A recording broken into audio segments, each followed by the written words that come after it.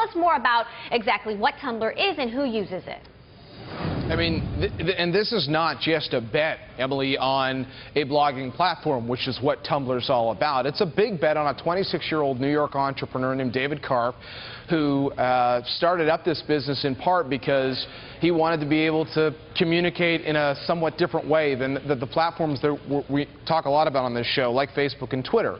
That if you want to do a blog post, or you want to do a short update, or you want to put a photo, or you want to put a video, you can do that, and you can tailor your post experience in a way that some of the other social networking players have more rigid rules surrounding. And he also started it, by the way, during a 2-week stint when he was not doing some other projects.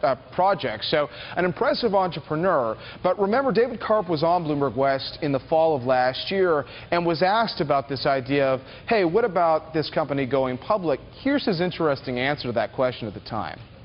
We have a little ways to go. We definitely have more to prove, and we'll see. This company is certainly not for sale. So the company wasn't for sale at that point, according to David Karp. So what happened? I mean, $1.1 billion is a lot of money, but remember, Twitter was recently valued at $10 billion. There has been some buzz, or had been some buzz, that Tumblr was looking for a chief operating officer, someone who could potentially play the role of a Sheryl Sandberg, if you will, at this company. And we don't know the reasoning for why perhaps that didn't end up happening. But you know, as Doug McMillan was pointing out, there have been a few options over a long stretch for them to go down this road. Why are they choosing to do so now? Emily?